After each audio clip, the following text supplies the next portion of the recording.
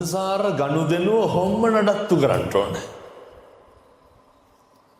පින් කුසල් කරන්න සසර විමුක්තිය දකින්න අම්මේ තාත්තේ බිරිඳගේ ස්වාමියාගේ බැඳීම තියෙන්න ඕනේ. මම මේ පින්කමේ අරමුණ දන්නේ ආවට පස්සේ බිරිඳගේ ස්වාමියාගේ එකමුතුකම නැත්තම් විමුක්තිය දකින්න පුළුවන්. විමුක්තිය දකින්න බෑ. සංසාරගත බැඳීමක් තියෙන්න ඕනේ. දැන් මෙතන ඉන්න අම්මලා නිවන් දකින්න කම්ම ඉන්න ස්වාමියා පතනවද? මෙතන ඉන්න තාත්තලා නිවන් දකින්න කම්ම බිරිඳ දැන් ඉන්න බිරිඳ පතනවද? සංසාරගත බැඳීම කියන එක හරිය වටිනවා. මේක මිනිස්සුන්ට තියෙන්න ඕනේ. කාලෙකින් සංසාරේ මිනිස්සු වෙලා ඉපදුනේ පින්නතුනේ. දැන් බලන්න සිද්ධාර්ථ කුමාරයයි යශෝදරා දේවියයි සිදුහත් බෝධිසත්වයන්ට නිවන් දකින්න පුළුවන්ද? සංසාර යශෝදරා හම්බුනේ නැත්තම් යශෝදරා මොන්න තරම් හයියට හත්තියට හිටියද? කාලෙකින් හම්බෙච්ච මනුෂ්‍ය ආත්ම භාවයෙන් වැඩක් ගන්න නම් අපි පන්සල් යන්න කලින් පන්සල වගේ කරගන්න ඕන තැනක් තියෙනවා. කොතනද? අපේ ගෙදර. අහලා තියෙනවද අර පවුල පන්සල වගේ වෙන්න ඕන කියලා? පවුල පන්සල වගේ නොවි චෛත්‍ය ගෙඩි පිටින් ගිල්ලත් වැඩක් තියනවද? පවුල පන්සල වගේ වෙන්න නැතුව සිල් ගත්තට වැඩක් තියනවද? සසරට පින් කුසල් හේතු වෙයි. සැනසීම තියෙන්නේ පන්සලේද පවුලේද? සැනසීම තියෙන්නේ පවුලේ. සැනසීම පතන්න ඕන කොහෙන්ද? පවුලේ. මොකද කොච්චර බණ අහලා පින්දහම් කරලා හැන්දෑවේ ගෙදර යනකොට සැනසීම තිබ්බේ නැත්තම් හිත සෞත්තුවෙන් නෙමෙයිද නිදා ගන්නට වෙන්නේ. ඒ නිසා මතක තියාගන්න.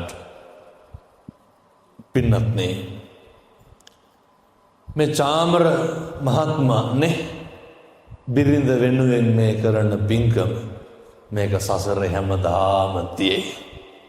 සසරේ ඔය ගමන දෙන්නටම එකට යන්න හම්බෙයි. නිවන් දකින්නකම් ඔය බැඳීම තියෙයි. මෙහෙම බැඳීම් පින්නතුනි හම්බෙන්නේ හරි කලාතුරකින්.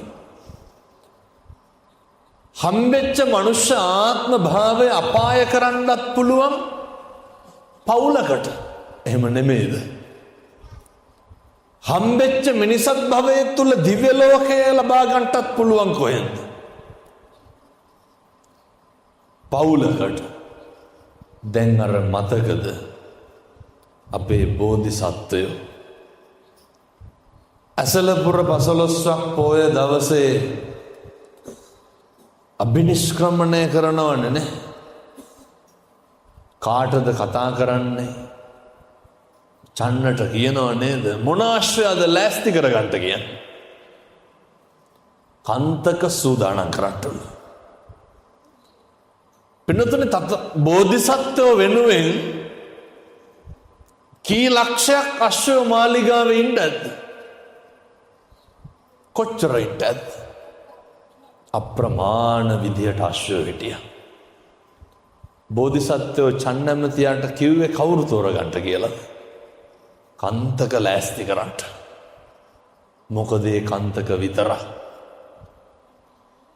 ජාතක පොත පෙරලනකොට බෞද්ධ සාහිත්‍ය අධ්‍යයනය කරනකොට කොච්චරනම් සංසාරේ කන්තක හම්බෙලා තියෙනවද බෝධිසත්වයන්ට? කන්තක ආත්ම කීයක් බෝධිසත්වයන්ට ස්වාමියා වෙලා තියෙනවද? ජාතක දේශනාව අවසානයේ බුදුහාමුදුරුවෝ කියනව නේද? එවකට කන්තක නම් අහවලාය කියලා. සසර ගනුදෙනුව ඉවර කරන්නට කල්යාණ මිත්‍රයෝ ඉන්න ඕනේ. මොකද කල්යාණ මිත්‍රයෝ මත තමයි පින්නතුනේ අපේ පව් කුසල් සිද්ධ වෙන එක අඩුද වැඩිද කියන එක තීරණය වෙන්නේ. මොකද ඒ චන්නෑමතිය විතරක් ලෑස්ති කරගත්තේ සංසාර බැඳීම. පින්නතුනේ කන්තක අශ්වයා නේරංජනාව තරණය කරලා කන්තකට දරාගන්න බෑ සිදුහත් බෝධිසත්වයෝ ආභරණ ටික ගලවනකොට කන්තක ක්ලාන්ත වෙනවා.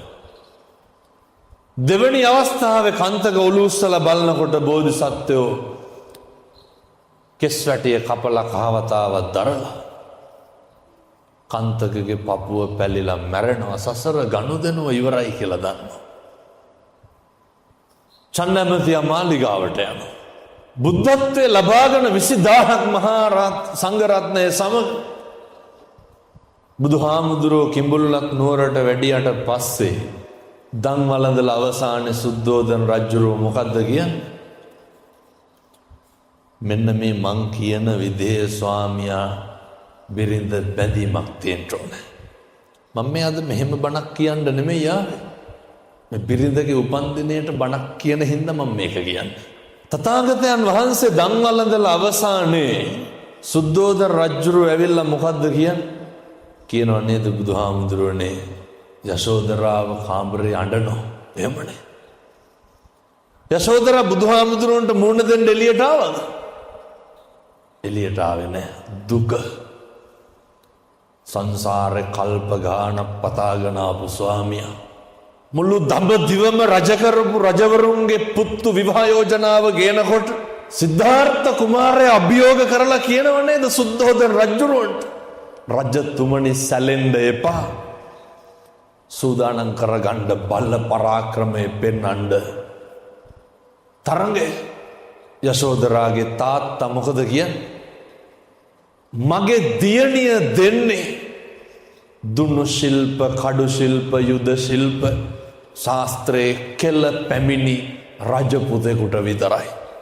ඔච්චර පතන් දැද්දේ විවාහයට අභියෝගේ බාරගන්න. ලක්ෂ ගාණක් මිනිස්සු රජවරු මැති ඇමතිවරු ඉස්සරහ අපේ බෝධිසත්වෝ සංසාරේ බුදු වෙන්න පතාගෙන ආපු ඒ පාද පරිචාරිකාව බිරිඳ ස්වාමි දියණිය ලබා ගන්නට අවසානාත්මෙත් ලබා ගන්නට මොකද කරන්නේ? දුන්නු ශිල්ප දක්වනවා, කඩු ශිල්ප දක්වනවා, යුද්ධ ශිල්ප දක්වනවා.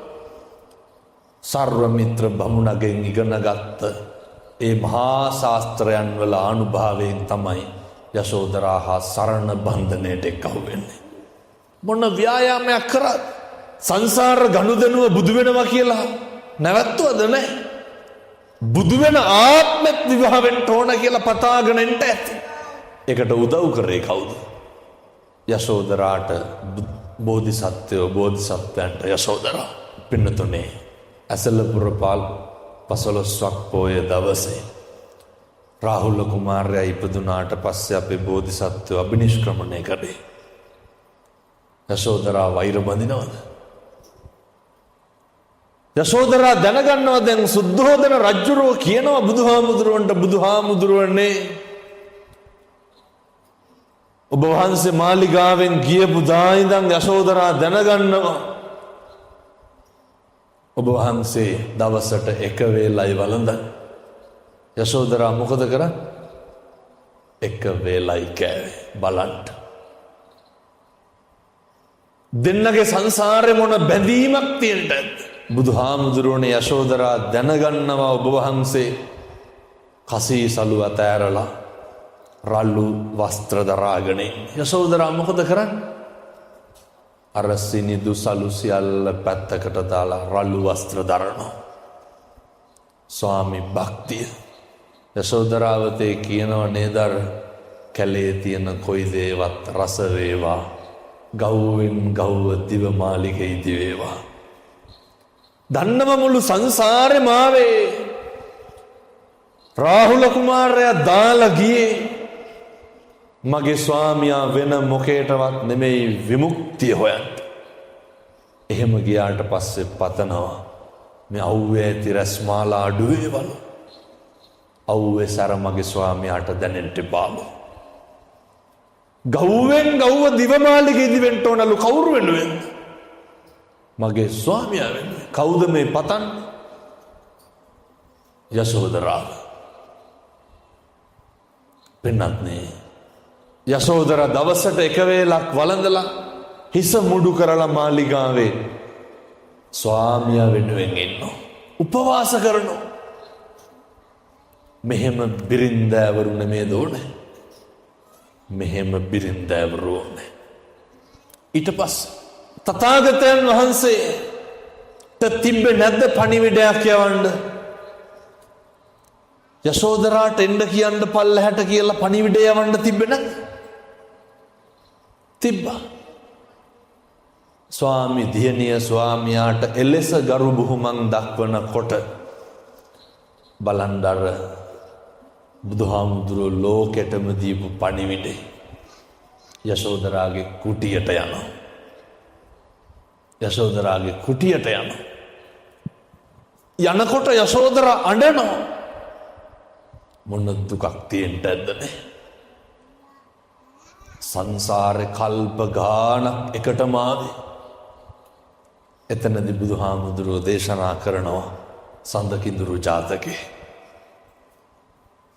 වැද්ද කිඳුරිය ගන්න රජුරෝ මොකද කරන්නේ? කිඳුරා මරනවා. පතාගෙන ආපුවේ බුදුහාමුදුරුවෝ කියනවා අද නෙමේ එදත් මෙහෙමයි යශෝදරා. යශෝදරාගේ දුක කොච්චරද කියනවා නම් බුදුහාමුදුරුවන්ගේ කකුල් දෙක අල්ලගෙන මස් ගොබ මිරි කඬනවා පින්නතුනේ. මෙහෙම ස්වාමියෝ නෙමේ දෝනේ. මෙහෙමයි ගෙවල් වල ජීවත් වෙන්න ඕන. අපේ ගෙවල් වල වැළඳ ගැනීම තියෙන්න ඕන. අපේ ගෙවල් වල වැළඳ ගන්නවා තියා එකට බත් ටිකක්වත් කනවද? එකට බත් ටික කන්න ඕන පින්නතුනේ. මම මේ බණ කියලා දවසක් මට තන මතක නැහැ. එළියට යනකොට අම්මා කෙනෙක් මම ගාවට ඇවිල්ලා ඇඬුවා. මම ඇහුවා ඇයි ඔය අඬන්නේ? නෑ හාමුදුරුවනේ නිවන් දකින්න කලින් ඔය හාමුදුරුවෝ කියපු විදිහේ පෞල් ජීවිතයක් ගත කරන්න ආසයි. මං ඇහුවා ඒ මොකද? නෑ ගිනි කාලම මැරෙයි කිව්වා. මොකක්ද ගිනි කාලම මැරෙයි කිව්වේ? උයන එක විතරයි හාමුදුරුවනේ කරන්න කිව්වා. එහෙම නෙමෙයිද? අපි මේකේ අවුරුදු 7-800ක් ඉන්නවද? අවුරුදු 60-70ක් ඉන්නේ. කසාද බැඳලා ගෙවල් වල ඉන්නකොට අද ඉඳන් අදිෂ්ඨාන කරන්න. ගෙදර දරුවෙක් බිරිඳ ස්වාමියා නිකමටවත් තෝ කියලා කතා කරගන්න එපා. එහෙම කොච්චර අපේ ගෙවල් වල කියනවද නේ? එහෙම තාතෝ කියලා කතා කරනවා. හෙට ඉඳන් නිකමටවත් කියන්න එපා. අවුරුදු 15 පෙන්නට පස්සේ දරුවෝ වැළඳගන්නේ නැහැ. අවුරුදු 15 පෙන්නට පස්සේ දරුවෝ දෙමව්පියෝ වැළඳ ගන්නවද? නැහැ. මේ ගෙදර බැඳීම තදට තියෙන්න ඕනේ. අපේ ගෙවල් වල කොච්චර කුණුහරුප කියනවද? කොච්චර කුණුහරුපෙන් බැන ගන්නවද? ඉතින් සනසීම තියනවද ගෙවල් වල? එනිසා මතක තියාගන්න. ගෙදර පුරුදු වෙන්න ඕන අනේකට ගරු කරන්න. කෑවද කියලා අහනව නේද? මේ පැතිවල නම් එහෙම නැතුව ඇති. දැන් කෑවද කියලා අහපුවාම කොහොමද උත්තර දෙන්න ඕන? එක්කෝ කෑවා නැත්තම් නැහැ. සමහර තාත්තලා කියන්නේ නැද්ද ඔය එහෙම අහනකොට? තෝ දැක්කේ නැද්ද මං කෑවද නැද්ද කියලා? එහෙම කියන්නේ නැද්ද? මේ පැතිවල නැතුව ඇති. ඒ තාත්තලා ළමයින්ට කියන්නකො දෙපාරකට වඩා බත් කන්න කියලා. එවුන් නිකන් බල්ලෝනාවන්ට එක්කනවා වගේ. යටි ගිරිහෙන් බෙරියන් දෙනවනේ කන්නම් කියලා. අය මොන තෘප්තියක්ද පින්නතුනි ගෙවල් කණ්ඩ බොණ්ඩවත් බෑනේ මිනිස්සුන්ට එකට. කියමු බලන්න දැන් දකින්න නිවන මොකද්ද කියලා. අම්මා තාත්තා බිරිඳ ස්වාමියා දරුවෝ තුල ලෙන්ගතුකම බැඳියාව නැතිකොට ඊට පස්සේ වයසට ගියපුවා අර බුදුහාමුදුරුව ගාවට එන්න කොසල් රජ්ජුරුව කියනව නේද? මෙව්වා ඉතින් තරුණ කාලේ හිතෙන්නේ නැහැ. කොසල් රජ්ජුරුව දකිනවා එක හීනයක් අර 16. මොකද්ද පින්නතුනේ අර එදාම පැටව ගහපු වැස්සි මොකද කරන්නේ? පැටියගෙන් කිරි බොනවනේ. වැස්සිය පැටව ගහනවා. ඒ වැස්සි පැටියගෙන් කිරි බොනවා. බුදුහාමුදුරුව ගාවට ගියාට පස්සේ බුදුහාමුදුරුව මොකද්ද ඔකට කියන්නේ? රජතුමනි, අනාගතේ දෙමව්පියෝ දරුවන්ගේ වහල්ලු වගේලු ඉන්නේ නැද්ද? එහෙම නැත්නම් අහන්නකො ඔය වයස ගම්මලාගෙන් තාත්තලාගෙන්. උන්දලා ගණන් ගන්න. එක දරුවෙක්වත් දෙමව්පියෝ ගැන තකනවද? එක දරුවෙකුටවත් මතක නැහැ. අවුරුදු 20ට කලින් ජීවිතේ මතකද? නැහැ. අනේ අර දෙමව්පියෝ වහල්ලු වගේ ඉන්නේ. දරුවෝ කියන එකක් තමයි. ඔය එක අම්මා කෙනෙක් පන්සලට ආවට පස්සේ මං කොළඹ ඉන්නකොට මම ඇහුවා අද මොකද තනියම කියලා. අම්මා කියනවා නෑ හාමුදුරුවනේ අර කට්ටිය සේරම ට්‍රිප් එකක් ගියාලු. කවුද? පුතයි බිරිඳයි දරුවෝයි සේරම ට්‍රිප් එකක් ගිහිල්ලා. ගෙදර කවුද? අම්මා විතරයි. ඕක අපිට වෙන්නේ ඇයි ඔහොම? ඕක හිතන්න එපා. මේවා තාම වෙලා නැත්තම් ඉස්සරහට වෙයි. ඔය අපි අපේ අම්මට තාත්තට සලකලා බලලා තියෙන්න ඕනේ. අපි අපේ දරුවෝ හදනවා වගේ තමයි අම්මයි තාත්තයි බලා ගන්න ඕනේ. බොහෝ දරුවෝ අම්මගේ තාත්තගේ දේවල් හරියට පස්සට දානවා. කොහොමද ඒ පස්සට දාන්නේ? මෙහෙම කරන්න එපා. අපි වයසට ගියපුවාම අපේ දරුවොත් අපිට මේක කරනවා. මං ඔය අපේ පොඩි හාමුදුරු කෙනෙක්ගේ තාත්තා කෙනෙක් අසනීප වෙලා පණිවිඩය දෙනකොට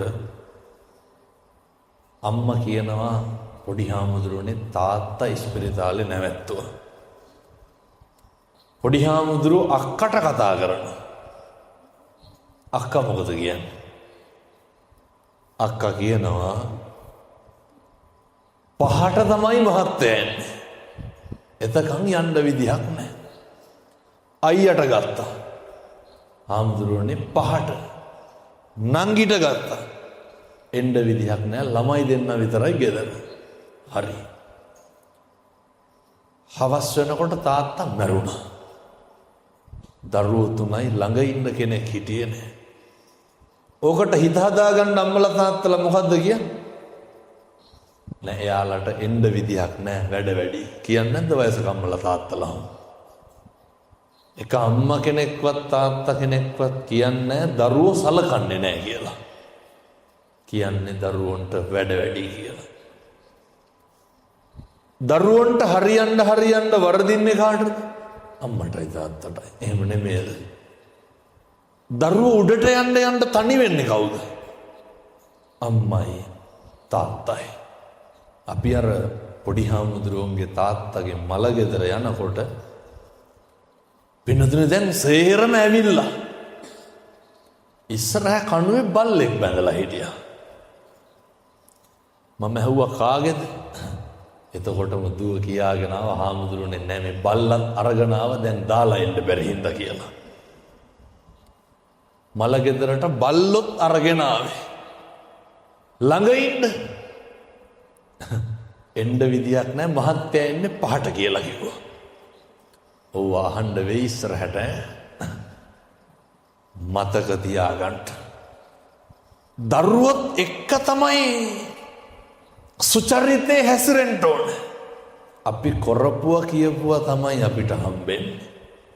ජීවිතේ කවදාවත් අම්මගේ තාත්තගේ හිත නම් රිතන්න එපා. නොරිද්ද ඉන්ට මොකද කරන්න ඕන? පින්නතුනේ ගෙදර දරුවෝයි බිරිඳයි ස්වාමියයි බොහොම ගුණ යහපත්කම් නැතුව හැදෙන්න හැසිරෙන්න ඕන. එක දරුවෙක්වත් අහලා තියෙනවද අම්මලාගෙන් තාත්තලාගෙන් දරුවෝ කවදාවත් දෙමව්පියන්ගේ දුක දැකලා තියෙනවද? දැන් මහ දෙයක් ඕනේ නැහැ. අද මේ දිලිනි කෞශල්‍ය මහත්මියගේ උපන්දිනේ නේ. අද වගේ දවසක දිලිනි කෞශල්‍ය මහත්මියගේ අම්මා මොන දුකක් විඳින්නද? අප්‍රමාණ වේදනාවක් විඳිනව නේද අපේ උපන්දිනේ කියන එක. අම්මා මොන තරම් කඳුළු හලන්නේද? මොන තරම් ලේ හලන්නේද? ඒ උත්තමාවියට පිං සිද්ධ වෙන්නනේ අද මේ බණ අහන්නේ. මේක දරුවෝ දන්නවද? මගේ උපන්දිනේ කියලා කියන්නේ මගේ අම්මා මහා අප්‍රමාණ වේදනාවක් විඳපු දවසක් කියලා. ඒවත් දරුවෝ දැනගන්න ඕනේ. දරුවෝ දැනගන්න නම් කවුද දැනගන්න ඕනේ? අම්මයි තාත්තයි දැනගන්න ඕනේ. ආර්ය සමාජ විද්‍යාවේ කියනව නේද? මම මේක ගැන හොඳ බණක් කිව්වා අද උදේ. ජාතික රූපවාහිනියේ. ඔය ආර්ය සහ පරිසරය හරි බලපානවනේ. අර මතකද සත්‍යගුප්ත ජාතකේ? හොරු ගාවට වැටිච්ච ගිරව් මොකද කිව්වේ? වරෙව්නේ කපපියව කොටපියව කියලා කිව්වේ. තාපසාරාමයට වැටිච්ච ගිරව් මොකද කිව්වේ? එන්න කණ්ඩ ඉඳ ගන්න. දැන් පේනවද පරිසරය කියන එක හරි වටිනවා කියලා? එහෙනම් අපි දරුවන්ට උරුම කරන්න ඕන එහෙම පරිසරයක්. විවාහය විවාහ ජීවිතය හරි තෘප්තිමත් වෙන්න ඕන දරුවොත් එක්ක. සමහර අම්මලා ඉන්නවා අපේ අම්මලාට තාත්තලාට බැනගන්න ගත්තට පස්සේ දරුවෝ ඉන්නවද කියන එක ගානක් නැහැ. මේ පැතිවල නම් එහෙම නැතුව ඇති මං හිතන්නේ. මේ පැතිවල බැනගන්නවද නැහැ. නෑ බොහෝ පැතිවල පවුල් ආරවුල් එකයි එහෙම කියන්නේ. දරුවෝ හිටියත් එකයි නැතත් එකයි. මම දැක්ක පින්නතුනේ ඔය මිනිස්සු කොහොමද එහෙම කරන්නේ? බිරිඳ දරුවා වඩාගෙන ඉන්නවා. අර තිරිසන් ගති තියෙන තාත්තා කියන මනුස්සයා බිරිඳ තල්ලු දානවනේ. එහෙම නැද්ද? දරුවා බඩේ ඉන්නකොට මේ අම්මලා කොච්චර කුණුහර පහලද? අර මේ පැතිවල එහෙම නැතුව ඇති මං හිතන්නේ. නෑ බොහෝ පැතිවල එහෙමයි. බලන්න ආරේ සහ පරිසරයේ තියෙන බලපෑම. එහෙම දරුවෝ හදන්න බැරි නම් නොකර ඉන්න ඕනේ. ඒව හරි බෝසත් දරුවෝ හදාගන්න එපා. දරුවා කුස පිළිසිඳ ගත්ත තැන ඉඳන් අපේ ගෙවල් වල අම්මලා කොච්චර අඬනවදනේ. අම්මලා කොච්චර කම්පා වෙනවද? අම්මලා කොච්චර පසුතැවෙනවද? මට හම්බෙනවා බඩදරුව අම්මලාට එහෙම බණ කියන්න. ඒ කට්ටිය කියනවා හාමුදුරුවනේ අර බඩට දරුවා ආවට පස්සේවත් ස්වාමියා ඒ විදිහට ඉන්න බෑනේ. මොන දුකක් විඳිනවද? ඊට පස්සේ අම්මලා දැනගන්න ඕන මේ දරුවෝ ඉස්සර හැතියාගෙන අම්මා බනිනවා තාත්තගේ පැත්තේ කට්ටියට. කාටද? අර නැන්දම්මට ඒ නෑනලාට බෑන්ලාට බයින. කොහොමද බනින්නේ? ඔවුන් එහෙමයි මේකි මෙහෙමයි ඒකි එහෙමයි කියලා බයින. තාත්තා බනිනවා අම්මගේ පැත්තේ කට්ටියට. මේ අම්මලා හැම්බැල්ලා නැතුව ඇති. ඔය ඕක බලපාන්නේ කාටද? ඉතින් කොහොමද යහපත් දරුවෝ හදන්නේ? ආරේ සහ පරිසරය හරියට බලපානවා. ඔය පේතවත්වයේ සඳහන් වෙනවා එක ප්‍රේතියක් අප්‍රමාණ විදිහට දුක් විඳිනවා. අම්මලා කැමති නෑ නේද ඔය තාත්තලාගේ පැත්තට දෙනවට? අම්මලා හරි කැමති අම්මලාගේ පැත්තටම කඹරනවා. අම්මගේ අයියට අම්මගේ තාත්තට අම්මගේ පවුලට දෙනවට. අර පැත්තට දෙනවට කැමති නෑ. එහෙම දෙන එකක් දිහා බලාගෙන ඉඳලා ඒකට ද්වේෂය වෛරය පතුරවලා ප්‍රේතියක් වෙලා ඉපදුනේ. කවුරුවත් දිනේවට හූල්ලන්න එහෙම යන්නේ. කොහොමත් ඔය අම්මලා හැමෝම නෙමෙයි. අර දෙන්න ගියපුවාම ඔච්චර මොකටද කියලා අහනවා. මතක තියාගන්න. ගෙදර ඉන්නකොට පින්නතුනේ දරුවන්ට ඇහෙන්න කුණුහරුපයක්වත් කියන්න එපා. ඔය ටික කොහොම හදාගමු. කවදා හරි හොඳ හාමුදුරු කෙනෙක් ගෙනල්ලා හොඳ බණක් අහන්න. එතකන් ඔය මං කියපු විදිහට ඉන්න. එහෙම නැතුව නම් බණ අහලා වැඩක් නැහැ. වැඩක් තියෙනවා.